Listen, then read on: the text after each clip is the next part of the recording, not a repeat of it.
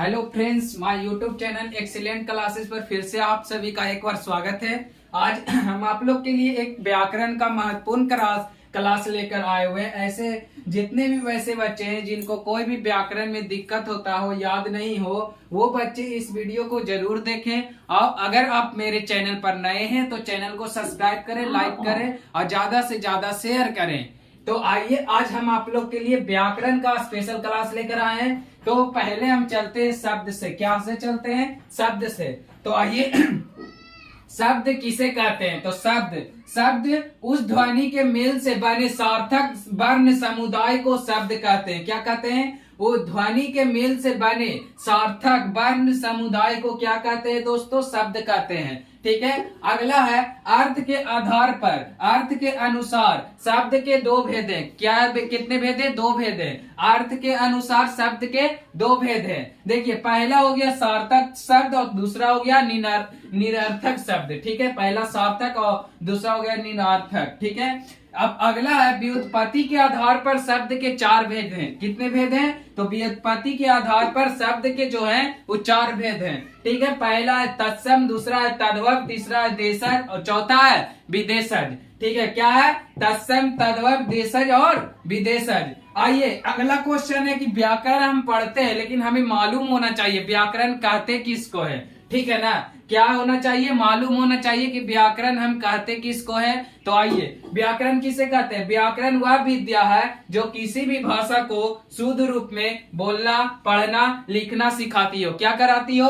हमें किसी भी भाषा को शुद्ध रूप में लिखना, पढ़ना और क्या बोलना सिखाती हो। तो देखिए, ऐसा आज आप लोग का बेसिक से लेकर व्याकरण का क्लास शुरू है। तो वैसे जितने भी बच्चे हैं सभी को शेयर कर देंगे वीडियो, ताकि ये वीडियो देखकर वो अपना व्याकरण मजबूत करें। तो आइए इसका स्क्रीनशॉट लीजिए, आगे की ओर चलते हैं। इसमें व्याकरण वह विद्या है जो किसी भी भाषा को, तो हमें भाषा मालूम होना चाहिए कि भाषा किसे कहते हैं। तो आइए अगले प्रश्न की ओर चलते हैं। आप जल्दी से इसे स्क्रीनशॉट ले लें।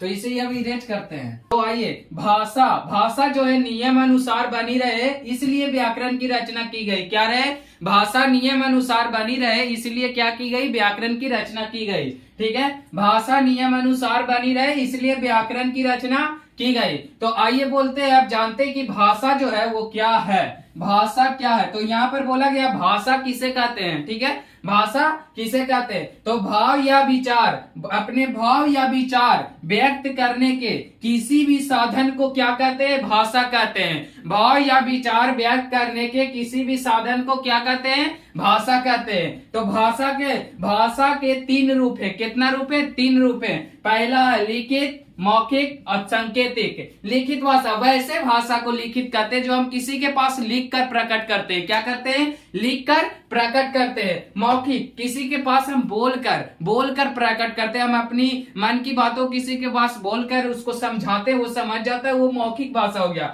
सांकेतिक, जब हम किसी आदमी को, जैसे कोई वो बोल नहीं सकता, सुन नहीं सकता, उसको हम संकेत में इशारों हम बताते हैं, वो समझ जाता है, तो उसे क्या कहते हैं? सांकेतिक भाषा कहते हैं। तो ये हो गया आपका व्याकरण का फुल बेसिक। अब आइए इसके बाद आपको संज्ञा की ओर ले चलते हैं। क्या की ओर? संज्ञा की ओर। तो आप इतना तक स्क्रीनशॉट ले लीजिए, हम आगे की ओर ले चलते हैं।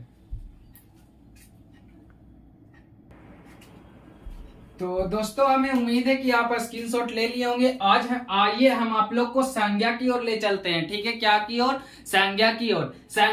संज्ञा किसे कहते हैं? क्या संज्ञा किसे कहते हैं? तो आइए देखते हैं। संज्ञा किसी भी प्राणी, व्यक्ति, वस्तु, स्थान, जाति, धर्म या लिंग के भाव को व्यक्त करने वाले साधन को संज्ञा कहते हैं। क्या कहते हैं? संज्ञा कहते हैं। संसार में जितने भी प्राणी हो, व्यक्ति हो, वस्तु हो, स्थान हो, जाति हो, धर्म हो, वे सारा चीज संज्ञा के अंदर आता है। ठीक है। आइए, जैसे कि पहाड़, लड़का, गाय, हिमालय इत्यादि में और भी। ठीक है। संसार में जितना भी चीजें संज्ञा के अंदर आता है। संज्ञा के निम्नलिखित 5 भेद हैं। कितने भेद हैं? 5 भेद हैं। पहला है व्यक्तिवाचक संज्ञा। व्यक्तिवाचक संज्ञा उस संज्ञा कहते हैं जिससे किसी खास व्यक्ति का बोध हो। जैसे महात्मा गांधी, सुभाष चंद्र बोस, नरेंद्र मोदी, ये सब खास आदमी है, इसके नामों के लिए, खास नामों के लिए व्यक्तिवाचक संज्ञा। किसी व्यक्ति, वस्तु, किसी व्यक्ति का बोध करा रहा है। खास व्यक्ति, जाति, किसी भी जाति का बोध हो, जैसे गाय हो गया, आदमी हो गया, बैल हो गया, भैंस हो गया,